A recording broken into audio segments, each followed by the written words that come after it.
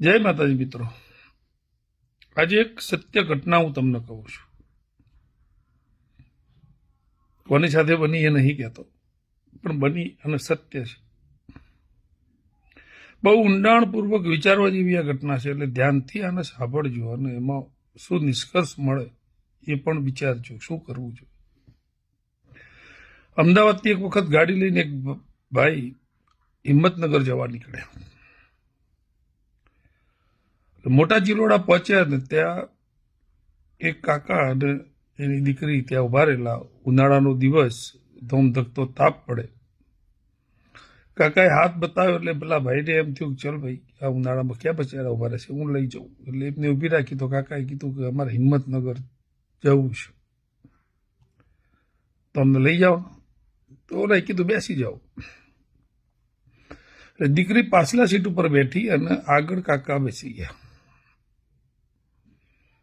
જે ભાઈ ગાડી ચલાવતો હતો એને જોયું કે કાકા ગંભીર ચહેરાના ભાવ સાથે બેઠેલા, અને એને મિડલ ગ્લાસમાંથી જોયું તો દીકરીની આંખમાં આંસુ હોય એવું એને લાગ્યું.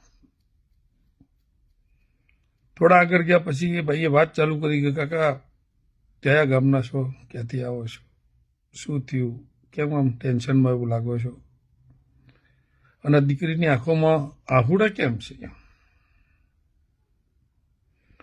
તો કાકાએ કીધું કે આ દીકરીને મારા 12માની અંદર 85% માર્ક્સ આવ્યા છે. હું એક સામાન્ય માણસ છું, 2 વીઘા મારી જમીન છે ને હું ખેતી કરીને જીવું છું. હવે હું મારી દીકરીને આગળ ભણાઈ શકું એમ નથી, હું પછી નથી વળતો.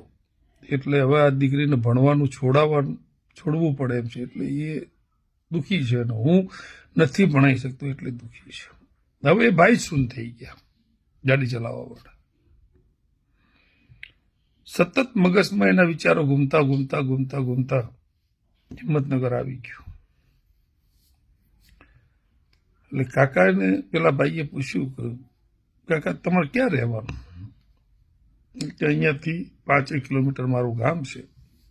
એનું નામ ગામ પૂછ્યું તો કે હું ત્યાં થઈને આગળ વડાલી બાજુ જઉં છું, તો હું તમને ઉતારી દઉં. તો એમને ઘર આગળ ઉતારી અને ભાઈ નીકળી ગયા.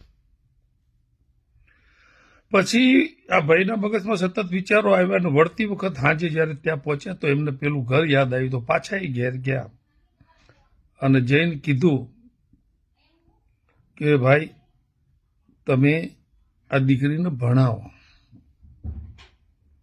એ દીકરીનો ખર્ચો હું આપીશ. એને હોસ્ટેલમાં રહેવાનો, ભણવાનો, ફી, ચોપડા, પેન્સિલ, પેન, એના કપડાં સુધી હું લાવી દઈશ. તમે એને ભણાવો, એનું ભણવાનું ના છોડાવશો. દીકરી ખુશ, એના પપ્પા પણ ખુશ. આ ભાઈએ કીધું કે આવા કેટલા વ્યક્તિઓ હશે, કેટલા ટેલેન્ટ હશે કે જે ભાઈ પૈસાના અભાવે ભણી નહીં શકતા હોય અને ડૂબી જાય, સપના ડૂબી જાય. આ ભાઈ ઘેર આવ્યા, દીકરીની વ્યવસ્થા બીજા દિવસે બધી કરી દીધી, એમની ફીસ ભરી દીધી, હોસ્ટેલની ફીસ ભરી દીધી. આ ઘટનાના 12 મહિના થયા. દીકરીનું રિઝલ્ટ સારું આવ્યું, એમના ધાર્યા કરતાં સારું આવ્યું. અને એ ભાઈ ફરીથી પાછા ત્યાંથી નીકળ્યા તો એ કાકાના ઘરે જઈ અને ચા પીવાનું મન થયું એટલે તેમના ઘરે ચા પીવા ગયા.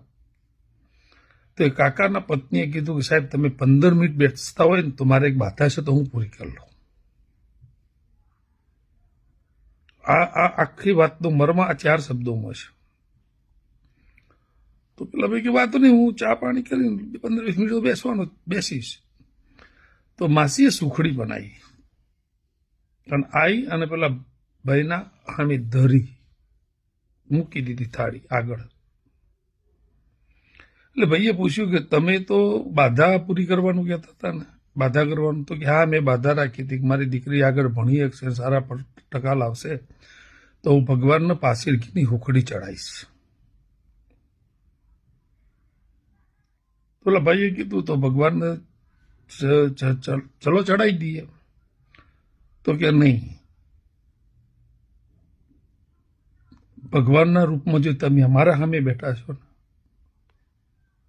એના માર ચડાવી છે. ભગવાનને તો ગમે ત્યારે ચડાઈ શકતી હતી. હું તમારી રાહ જોતી હતી. આ ઘટના પછી હૃદય હચમચી ગયું અને એક નિયમ કર્યો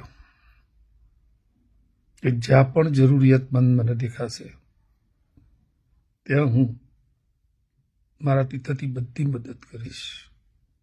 કોઈ જો મને ઈશ્વરનું રૂપ માનતું હોય તો હું ઈશ્વર નહીં પણ માણસ બનવાની કોશિશ કરીશ. તો તમારી આજુબાજુમાં પણ જ્યાં કોઈને કોઈ પણ મદદની જરૂર હોય, હું એવું નહીં કહેતો પૈસાની, કોઈ પણ મદદની જરૂર હોય તેને અડધી રાતે કરજો, કદાચ એમાં એને ઈશ્વર દેખાશે. જય માતાજી, જય ભવાની.